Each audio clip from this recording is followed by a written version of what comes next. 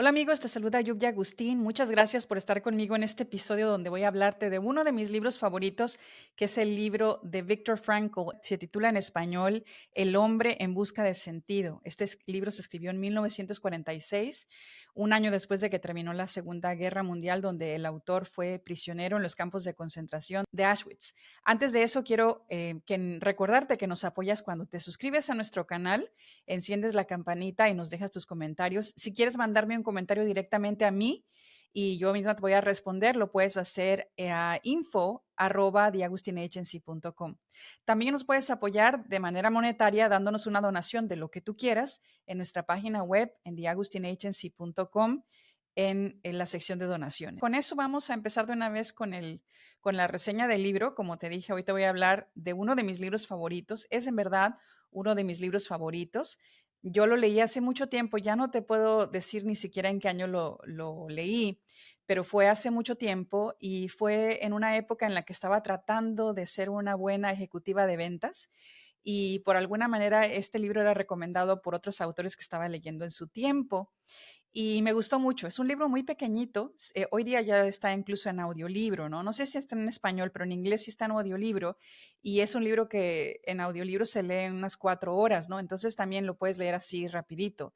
Es para leerlo en un día o dos realmente, pero sus principios y la historia es bastante poderosa. Tiene ahí varias cosas interesantes, muchísimas frases que podríamos decir del libro, pero te voy a decir más o menos, te voy a dar como ese resumen, ¿no? Espero poderlo hacer bien. Lo leí hace mucho tiempo, pero luego le di una repasada ahora también para estar fresca para ese resumen que estoy haciendo. Y el libro está dividido en dos partes, como te digo. El libro se publicó en 1946. Toma en cuenta que la Segunda Guerra Mundial terminó en 1945. Esto fue, o sea, inmediatamente. De hecho, el autor explica en el prólogo que él escribió este libro relativamente rápido e incluso lo escribió de manera anónima al principio, luego no se publicó así, porque él no tenía ganas de proyectar o llamar la atención para sí mismo, sino que quería explicar su teoría de la logoterapia y quería usar sus experiencias en Auschwitz como un ejemplo de que el ser humano puede atravesar mucho sufrimiento y aún así encontrar significado de la vida, ¿no? Sin embargo, antes de publicarlo, su editorial insistió en que tenía que tener su nombre porque eso es lo que le iba a dar valor al libro y por eso fue que lo incluyó. Luego el libro como digo, se publicó en ese año, pero perdón, más bien en inglés, en el idioma inglés tardó casi una década, casi ya, o más, un poquito más de una década. Se publicó hasta 1957, o sea, una década después en inglés.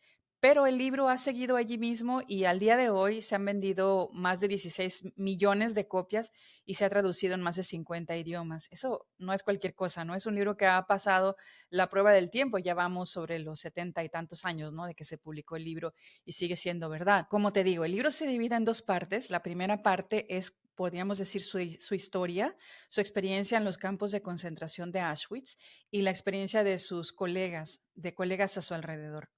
Y luego la segunda parte es su teoría de la logoterapia. Te explico. Este señor, el autor Viktor Frankl, es psiquiatra, era psiquiatra de profesión, muy joven, por cierto. Era muy joven, acababa de casarse, era recién casado. Y cuando son arrestados, él y la esposa, y son enviados al campo de concentración, son separados y él no vuelve a ver a su esposa durante toda esa época, ¿no? Y entonces, cuando a él lo arrestan y cuando lo llevan por todo el proceso, cuando llega finalmente a Auschwitz y que tiene que dejar ahí todas sus pertenencias, les piden a todos que dejen sus maletas, que se quiten los abrigos, que se quiten toda la ropa y van a entrar a lo que ellos piensan que es un baño, ¿no? O quién sabe qué sea, es lo que pueden imaginarse. Y entonces él, inocentemente sabiendo la respuesta, de todas maneras él se atreve, ¿no? Se muestra como una persona atrevida y le dice a uno de los oficiales que son capos, él luego ahí nos explica la diferencia. Los capos son personas también que son presos, no son realmente oficiales, pero ellos son como los que lideran ese tipo de trabajos más sucios. Y él explica incluso que el abuso que ellos reciben de los oficiales, pues obviamente es tremendo porque los pueden mandar hasta la muerte. Sin embargo, el abuso que reciben diario de los capos es peor que el de los oficiales y son también prisioneros. Un día van a morir igual que ellos, ¿no? Pero mientras tanto tienen cierto poder sobre el resto de la población de presos que hay en ese momento. Entonces le pide, él se atreve, ¿no? Y le dice a uno de los capos, que él tiene un manuscrito con él, que es su trabajo, su obra maestra, ¿no? Como escritor, y que esta es toda su documentación y que le pide de favor que le permita quedarse con su manuscrito. Obvio, ¿no? La pregunta es atrevida y obviamente no lo dejan quedarse con su manuscrito, por supuesto, ¿no? Debe sentirse afortunado que le están permitiendo quedarse con su vida, ¿no? Pero sin embargo, él lo pide, ¿no? Y bueno, eso es más o menos para darnos una idea de cómo es el autor, cómo es el personaje.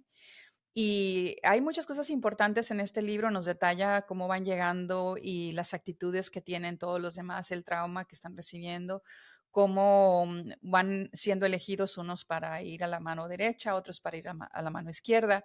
Y eso quiere decir, están haciendo una diferenciación entre los que van a vivir para trabajar, o sea, como esclavos, pero trabajando y vivos, y los que van a morir ahí mismo en ese instante, ¿no? Y claro, él no sabe exactamente, pero pueden intuir que probablemente no es nada bueno que no te elijan para trabajar. Así que esa es más o menos como nos empieza la primera parte del libro. Hay varias escenas importantes ahí. Por ejemplo, habla que en cierta ocasión hay un colega, que es también otro médico, que él lo conoce muy bien y sabe que es una persona de una mentalidad bastante fuerte. Sin embargo, después de un tiempo, le puede, como se dicen por allí, ¿no? O sea, se quebranta, se quiebra, su mente se quiebra y lo escucha llorar como un niño, ¿no? Con mucho dolor y mucha angustia y lo escucha llorar y él se siente muy mal por eso, ¿no? Esos como son los momentos, digamos, más devastadores que cuenta del libro. Luego también cuenta cómo, como digo, ¿no? Cómo los capos abusan de los otros presos.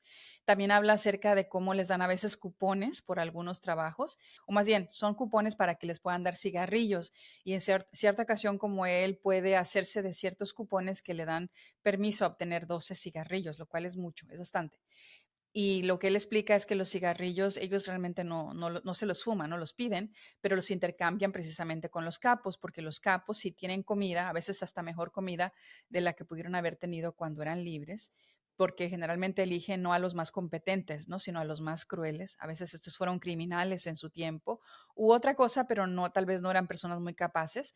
Así que les intercambian, ¿no? Los cigarrillos que les pertenecen por un plato de sopa. Entonces esos 12 cigarrillos se convierten en su tiempo a 12 platos de sopa. Tal vez si es que no han cambiado las reglas, ¿no? Porque a veces van cambiando las reglas en el camino. Y un incidente que cuenta ahí, que digamos que es el más importante, ¿no? Porque luego vamos a entrar a la etapa de la logoterapia. Como digo, este libro no es muy largo, lo puedes leer así en una tarde. Si te vas a ir de vacaciones por ahí de la playa, llévatelo, ahí mismo lo puedes leer en un viajecito. Si no te toca manejar y tú eres el pasajero, ahí mismo te lo lees. O lo pueden poner en audio en el carro y lo van escuchando todo el mundo, ¿no? Yo a veces hago así, cosas así y nos sale muy bien. Hace rato que no lo hacemos, pero cuando mis hijos eran más chicos, pero de repente tal vez es algo que podríamos volver a hacer. Pero bueno, en fin. Entonces, varios incidentes, como digo, pero voy a contar este que es el más importante. Y este es un incidente en el que él se encuentra desnudo en una celda y en ese momento él, digamos que reconoce que ha perdido todos sus derechos, ¿no? Todos los derechos que un humano podría tener, ahí ya los ha perdido, ¿no? Ha perdido, por supuesto, su libertad, ha perdido su profesión, ha perdido sus pertenencias, acaba de dejar la maleta, la última maleta donde tenía su manuscrito, su obra maestra como escritor y profesional y como psiquiatra, como investigador, acaba de dejar esa investigación, ¿no? Que le ha costado mucho poner en papel. Ha dejado también toda su ropa, le cortaron el cabello, está calvo. Él explica ahí que les cortaron todo el cabello del cuerpo, no solamente el cabello de la cabeza, ¿no? Y se podría decir que ha perdido todos sus derechos, ¿no? Él ya sabe que la mayoría de su familia probablemente está muerta, sus padres y la familia que pudo haber tenido está muerta. Él alberga la posibilidad de que su mujer esté viva, ¿no? Aunque no lo sabe y puede sospechar que posiblemente murió también en algún momento, porque si él se está dando cuenta lo duro que es, se puede imaginar que para una mujer tal vez es aún más duro este tratamiento, si bien hay cosas que él podría hacer mejor como hombres, pero como mujer, tras el traslado que él tuvo que pasar en esos trenes apretados con todo el mundo, él sabe que sí, era igual, ¿verdad? Lo que su esposa pudiera estar sufriendo. Así que sospecha que hay una gran probabilidad de que ella misma esté muerta. O sea que digamos que ha perdido todo. Ahí se puede encontrar que ha perdido todo, ¿no? Sin embargo, allí él, esa escena es muy poderosa, es como la más poderosa del libro, y quiero explicártela, ¿no? Porque lo que él hace en ese momento es que él se imagina que está con sus estudiantes, está en su capacidad de profesor, está dando una lección a sus estudiantes, está en una conferencia, él es el ponente y allí está explicando ese fenómeno está explicando, ¿no? Y está explicando por qué, incluso hasta dentro de un fenómeno como esos, hay propósito y hay significado de la vida, ¿no? Y lo que él dice, ¿no? Para él, el significado de la vida o lo que lo mantiene vivo, la razón por la cual él decide no echarse a morir, porque también si tú decidías no ir a trabajar más y echarte en la cama, y eso quiere decir echarte a morir, fumarte el último cigarrillo, por ejemplo, como prisionero, eso no te lo evitaban los guardias, ¿no? Ni los guardias, los nazis, ni tampoco los capos. Te dejaban allí, te dejaban no ir a trabajar porque sabían que eso significaba la muerte, ¿no? Que te ibas a dejar morir. Así que en ese momento él explica que la razón por la cual él decide vivir o él se mantiene vivo y decide no echarse a morir es porque él alberga la posibilidad de que su esposa viva, ¿no? Y no por la idea de que como algo a que aferrarse él, ¿verdad? Fíjate que es una cosa muy interesante, no, sino lo que él dice es que, ¿qué tal si ella también está en esas circunstancias y ella decide vivir por encontrarme a mí? Y vive cada día, ¿no? Cada día con esa esperanza y finalmente cuando la dejen libre, me va a buscar y encuentra que no estoy vivo ya, que no sobreviví, qué tristeza, ¿no? Para ella es lo que él está pensando, qué tristeza para ella que todo el esfuerzo que pudo haber hecho por encontrarlo vivo se desvanezca en ese momento porque él no quiso vivir. Así que en ese momento él decide, no en ese momento, pero digamos ese es el momento de clímax del libro que nos explica el carácter, ¿no? Y el pensamiento de este psiquiatra, donde él decide que por aquella posibilidad de que la mujer haya quedado viva, él decide seguir intentándolo y decide vivir por esa esperanza, ¿no? Ahora, ¿qué pasaría? Se pone a pensar él mismo, ¿no? ¿Qué pasaría si después de que haga todo este esfuerzo, ¿no? De que él viva, no nada más en este instante, ¿no? Sino lo que le quede de tiempo allí, no lo sabe, él insista y decida vivir, al final no la encuentra viva. Entonces es lo que también ahí piensa, ¿no? No importa, porque el hecho de que yo lo haya intentado por aquella posibilidad valió la pena aferrarse a la vida, ¿no? Así que eso es lo que sucede allí. Y luego, bueno, efectivamente él salió y esta guerra terminó y fueron liberados y él pudo, digamos que restaurar toda su vida como la tenía antes, ¿no? Pero claro, tomó tiempo, pero sí pudo volver a su oficio y todo eso. Claro, cuando él sale de los campos de concentración y lo primero que hacen todos los que salieron, ¿no? Es ir a buscar a sus parientes, confirma que efectivamente toda su familia extendida, incluyendo, empezando por sus padres, ha fallecido y falleció muy rápido, ¿no? Y después cuando ya finalmente encuentra los registros, los récords de la esposa, confirma que efectivamente ella también murió. Y no tan solo murió como porque por mucho tiempo que intentó, no, inmediatamente después de que ellos los arrestaron, cuando estaban dividiendo, así como dividieron a los hombres entre los que iban para la izquierda, o sea, por decir, los que iban para el crematorio o los que iban a quedar como esclavos para trabajar, asimismo también hicieron con las mujeres y su esposa fue una de las primeras o murió inmediatamente después de haber sido arrestada. O sea que todo ese tiempo que él estuvo tratando de vivir por ella ya había fallecido, o sea, no había ninguna posibilidad, ¿no? De que ella pudiera estar viva.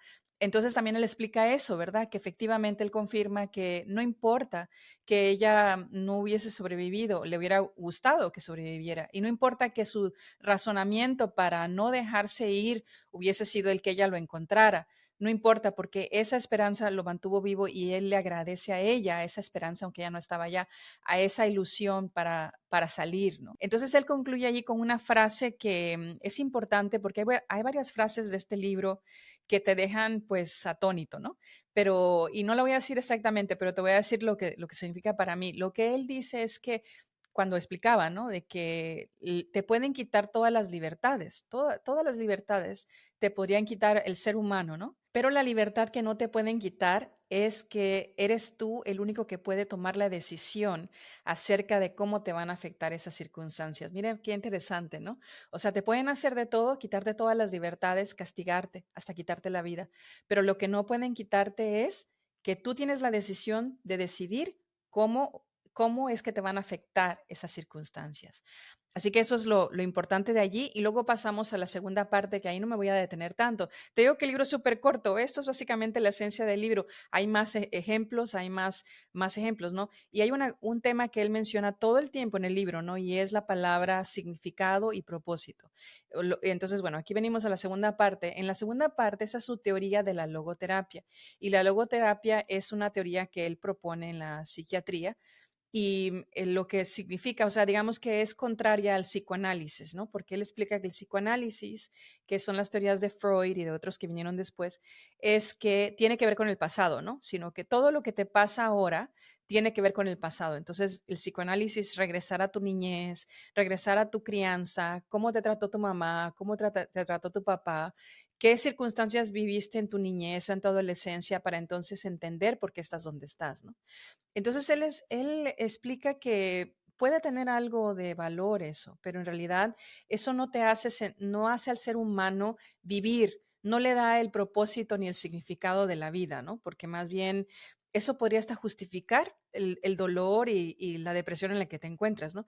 Él explica que la logoterapia no tiene que ver con el pasado, sino con el futuro. No importa cuáles hayan sido las circunstancias del ser humano, no importa lo que haya sufrido, no importa cómo haya sido su niñez, si se concentran no en el pasado, sino en el futuro, allí es donde pueden encontrar significado y propósito en la vida. Y eso es la logoterapia, ¿no? Luego con eso, ¿cuál es mi opinión en cuanto a todo esto? Bueno, este libro fue importante para mí. Creo que es bueno que lo lea cualquier persona en cualquier etapa de la vida, pero para mí fue importante porque lo leí cuando era bastante joven. Yo no estoy segura si ya yo tenía mis hijos, yo los tuve joven, así que bueno, es lo mismo haberlo leído joven. No lo leí de adolescente, ya tendría como unos 20 y algo cuando lo leí, pero me marcó mucho porque creo que lo que uno lee en su juventud tiene la posibilidad de penetrar, ¿verdad? Muy bien y le ayuda a uno a tomar decisiones en el resto de lo que le queda de vida. No quiere decir que no después no sea importante lo que leamos, ¿no? Pero creo que me marcó mucho porque era bastante joven y para mí eran como unas ideas muy profundas, como digo, el libro es muy pequeño, es sencillo, pero ideas profundas. No tanto en la logoterapia, de hecho esa parte como que, bueno, está bien, yo no es mi área, ¿no? La psicología, pero más bien la parte más importante es la primera parte, que es la parte de sus experiencias. Pero otra de las cosas es, hablaba mucho del significado y del propósito, significado y propósito. Y una de las cosas que él explica a través del libro es que en realidad no sabemos si tenemos un significado o un propósito. O sea, lo que él dice es que no sabemos, puede que no sepamos nunca cuál es ese propósito o ese significado. Puede que no lo sepamos. Él no se atreve nunca a decir qué hay o cuál es el propósito de la vida, ¿no? Definitivamente no se atreve a decir que haya un propósito general para toda la humanidad, no se atreve a decir tal cosa, pero tampoco se atreve a decir que haya un propósito incluso para él, ¿no? No sabe cuál es el propósito, pero lo que él dice es que efectivamente sí hay un propósito, sí hay un significado, hay una razón por la cual tú existes. Él sí habla, él es judío, por cierto, no sé si expliqué eso. Obviamente está en el campo de concentración, aunque no todos los que estuvieron en los campos fueron judíos, pero sí era judío. Y así que tenía una noción de Dios, ¿verdad? Aunque no habla mucho de esto en el libro, pero sí habla de un ser divino y habla de que aunque no sepamos cuál es ese propósito, seguramente que lo hay. Y aunque nunca llegues a conocerlo, el hecho de que haya un propósito, eso es lo suficiente como para que eso te haga querer vivir y querer vivir una vida que tenga un gran significado, ¿no? Entonces eso me llama la atención de él porque una persona súper inteligente y una persona con esta gran historia y con esta gran reputación en la época que él escribió el libro, no se atrevió a decir que había ni siquiera un propósito para él. ¿Cuál podría ser ese propósito o ese significado? Y mucho menos se atrevía a dárselo a la humanidad, ¿no? Bueno, en la época que yo leí este libro, salió un libro que se llamó Una vida con propósito de Rick Warren. En inglés se llamaba Purpose Driven Life, que bueno, captó el corazón y la mente de muchos lectores. En inglés ya no me recuerdo cuántos millones de copias vendió en aquella época, pero fueron muchísimos, mucho más que el libro de Viktor Frankl. Y al día de hoy no sé cuántos llevarán, pero muchísimos. Se ha traducido en un montón de idiomas también. En español, yo sé que cuando salió, en pocos años había llegado ya a 3 millones de copias. O sea que ahorita debe de ir por los 5 millones, no dudo que sea así, ¿no? Es un libro que ha quedado allí plasmado. Ahora, ¿qué pienso yo de ese libro? ¿Por qué lo menciono aquí? Dos cosas. Número uno, cuando tú lees el libro de Viktor Frankl, El hombre en busca de sentido, en inglés se llama Man's Search for Meaning, y si tú leyeras Una vida con propósito después de eso, parece como que fuera una continuación del libro.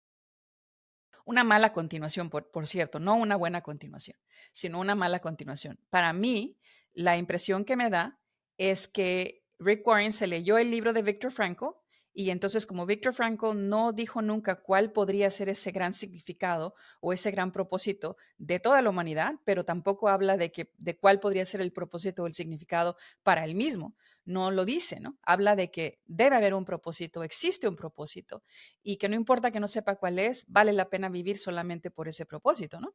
Yo creo que Rick Warren atrevidamente ha de haber dicho, yo sí sé cuál es ese propósito de la vida, ¿no?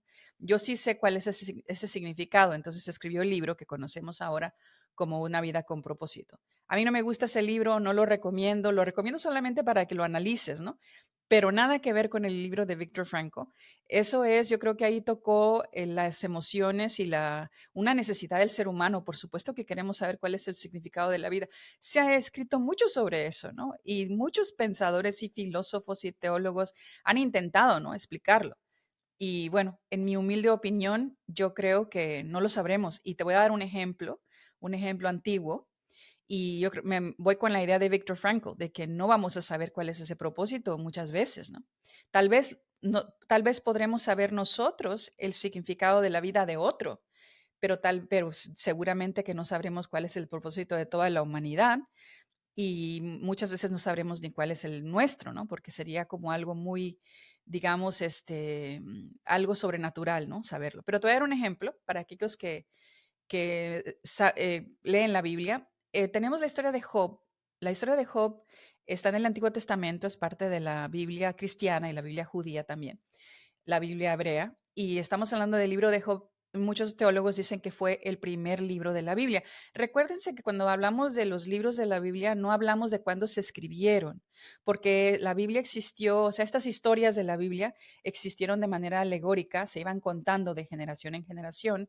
Moisés fue el primero que escribió estas historias inspiradas por Dios, pero obviamente eran historias que recogieron de la cultura, ¿no? Que se iban contando de manera alegórica generación tras generación. O sea que la historia, por eso es que aunque el libro de el Pentateuco es más antiguo, ahí no está el libro de Job, pero por eso es que los teólogos dicen que la historia de Job es mucho más antigua porque son, como digo, se contaban, ¿no? No es cuando se escribieron, sino desde cuando se contaban, y también por la época, porque es la época de los patriarcas, estamos hablando antes de la ley, así que tiene lógica que sea un libro más antiguo que los libros de la ley, no el libro, sino las historias. Y ahí vemos 40 capítulos donde en el primer capítulo Job termina perdiendo todo, toda su familia, pierde sus 12 hijos, pierde todas sus tierras, su ganado y su buena reputación, porque la gente piensa que seguramente ese es un castigo de Dios. Y luego después, durante 38 capítulos, Job se queja y le pregunta a Dios, ¿verdad? ¿Por qué le ha pasado esto? Esa es su pregunta. Durante 38 capítulos es, ¿por qué, Señor? Si yo he sido bueno, si yo he sido justo, ¿por qué me pasa a mí esto? Yo veo que los malos prosperan y sin embargo yo que le he dado de comer a la viuda, he ayudado al huérfano, he sido justo en mis juicios, yo estoy en esa situación. ¿Qué es lo que pasa, Señor? Y esa es su pregunta durante 38 capítulos de una u otra manera. Por ahí encontramos comentarios de la esposa que le dice que por qué no maldice a su Dios y se muere. Y luego encontramos amigos bien intencionados que vienen solamente a regañarlo y a decirle que se arrepienta de sus pecados, porque tal vez así Dios tiene misericordia de él, ¿no? Y bueno, tantas cosas que vemos ahí en el camino. Pero básicamente es eso. Esos 38 capítulos son ese cuestionamiento de Job. ¿Por qué, Señor? ¿Por qué? ¿Por qué? ¿Por qué sufrimos? ¿Por qué nos pasa lo que nos pasa? ¿Por qué hay sufrimiento en el mundo? ¿No? Y vemos que ya en el último capítulo, finalmente Dios le contesta y le da un montón, le contesta con preguntas a los que saben de ese libro, ¿no? Le contesta con preguntas, le dice, ¿quién es aquella persona que habla sin sabiduría? En una palabra, ¿quién es esa persona que habla sin saber, ¿no? Ahora, y le dice a Job, ¿verdad? Ahora ciñete como varón los lomos y yo te preguntaré y tú me contestarás. Y ahí le pregunta, ¿verdad? ¿Dónde está el granizo que yo tengo preparado para el fin del mundo? Dime dónde tengo al Leviatán, que lo tengo guardado, esta bestia. antigua que yo tengo guardada para su momento adecuado. Dime dónde estabas tú cuando yo hice el fuego, el agua, todo el asunto, ¿no? Esas son las preguntas. Y después de eso, listo. Job le contesta, Señor, perdóname, yo de oídas te había oído, pero ahora mis ojos te ven, me voy a quedar callado, no preguntaré más, es lo que dice básicamente, ¿no? O sea, ya acepto mi cruz, acepto lo que me haya pasado, no sé por qué, pero lo acepto, porque así como Dios dio, Dios quitó, bueno, eso lo dice al principio del libro, pero básicamente ese es el análisis, ¿no? De que no va a preguntar más, solamente va a aceptar la voluntad de Dios y ya. Bueno, en ese momento Dios lo restaura, Dios le da más hijos, no sabemos si es con la misma esposa, no lo sabemos, pero le da más hijos, dice que sus hijos son todavía más bellos, más prósperos, y le da todo lo que perdió en recursos económicos, ¿no? Tierras y ganados, y le da todo lo que, el esplendor que tuvo, ¿no? Que tuvo y todavía más. Sus hijas se casaron y fueron muy prósperas y bueno, tenemos ahí un final feliz. El libro termina diciendo que Job murió viejo y lleno de días, o sea, murió bien, vivió mucho, con mucha salud y todo muy bien, ¿no? Pero ¿saben una cosa? Si nos ponemos a ver ese libro, toda en su totalidad, nunca Dios le responde la pregunta de Job. Fueron 38 capítulos haciendo la misma pregunta. ¿Por qué estoy sufriendo? ¿Por qué hay sufrimiento en el mundo? Y saben que Dios nunca le contestó. Así que Job se fue a su tumba sin saber cuál era el significado de su vida, el propósito de su vida, nunca lo supo, ¿no? Aceptó lo que le tocó en la vida y bueno, hubo momentos malos, perdón, hubo momentos buenos, luego hubo momentos malos y luego hubo momentos buenos, ¿no? ¿Por qué? No lo supimos, no lo supo él. Ahora, con la ventaja de estar a miles de años hacia futuro, aquí humildemente, ¿no? Podemos ver hacia atrás y pensar nosotros cuál fue el propósito de que le pasara a Job lo que le pasó. Esta es mi teoría. Mi teoría es que Dios buscó en la humanidad un ejemplo extremo para darnos ese ejemplo, ¿no? De tomar nuestra cruz, de aceptar lo que nos toca en la vida sin quejarnos, ¿no? Y aceptar la voluntad de Dios.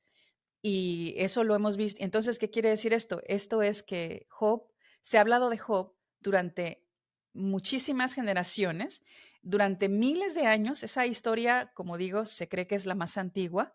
Ha estado plasmada allí por miles de años, por lo menos que 4.000 años, plasmada en la humanidad y durante 4.000 años, todas estas generaciones hemos escuchado el nombre de Job y hemos sabido de Job y hemos sabido que Job nunca, no pecó en esa circunstancia, aunque fue débil y se quejó y todo lo que tú quieras porque era humano, sin embargo nunca pecó, nunca le hizo caso a la mujer que le decía, maldice a tu Dios y muérete, no lo hizo.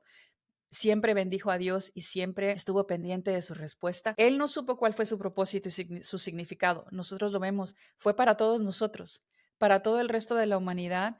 Dios escogió a alguien que pudiera aguantar esa cruz y ese fue Job. Lo hizo así y Job aceptó eso y los que podemos saber cuál pudo haber sido el propósito de que Job le pasara lo que le pasó somos nosotros, pero él nunca lo supo. Con eso quiero decir, a mí me parece muy atrevido que alguien como Rick Warren pretenda saber el significado de la vida. Bueno, ese libro de Una vida con propósito dice que el significado de la vida es adorar a Dios. No digo que no es bueno adorar a Dios, pero poner digamos, esa conclusión para toda la humanidad, pues me parece algo atrevido, ¿no? Cuando estás pasando por un dolor, por una enfermedad, una circunstancia, no lo sabemos. Así que eso es lo que he aprendido, de que efectivamente no sabemos, a veces pasamos circunstancias que no comprendemos y este libro me ayudó a poder articular con palabras eso, ¿no? De que hay ocasiones en las que no sabemos, pero el futuro es lo que debe de mantenernos con esa ilusión. Puede que te hayan pasado cosas muy feas en el pasado, ¿no? No las sé, traumas de la niñez o circunstancias difíciles, falta de cariño de los padres, abandono, lo que sea, ¿no? No lo sé. Sin embargo, si estás vivo en este momento, si estás de pie en este momento, hay una razón por la cual estás aquí. Tu vida es importante y lo que le das a la humanidad es importante. Puede que sepas cuál es tu propósito, puede que no lo sepas. Sin embargo, existe un propósito, existe una razón por la cual estás aquí y por la cual estoy yo aquí. Y entonces mirando hacia el futuro, tenemos esa ilusión y esa fortaleza porque es Dios quien nos ha permitido estar aquí. Bueno, eso es todo con este libro. Espero que lo hayas disfrutado. Como te digo, es uno de mis favoritos, se lee muy rápido y yo recomiendo, por ejemplo, una de las cosas que hice fue, se lo di a mis hijos como asignatura para que lo leyeran cuando eran adolescentes y lo hicieron y luego lo conversábamos, ¿no? Creo que eso es una buena manera de pasar estos valores, ¿no? A los jóvenes. Si eres profesor o algo así, yo te recomiendo que lo leas porque es algo muy bueno para recomendar. Y también es una forma de tener buenas conversaciones. Así que ese fue el resumen del libro de El hombre en busca de sentido de Viktor Frankl. Si te gustó lo que hablamos aquí, déjame tus comentarios o si quieres escribirme directamente lo puedes hacer a info@theagustinagency.com y recuerda que nos apoyas cuando te suscribes a nuestro canal aquí en YouTube o en Spotify o donde quieras que escuches tus podcasts. Y si quieres apoyarnos monetariamente, lo puedes hacer en theagustinagency.com en donaciones. Así que con eso te dejo por esta ocasión y nos vemos hasta la próxima. Hasta luego. Se despide de ti, Lluvia Agustín. Hablemos de libros con Lluvia Agustín, un podcast de The Agustín Agency. The Agustín Agency, connecting authors to readers.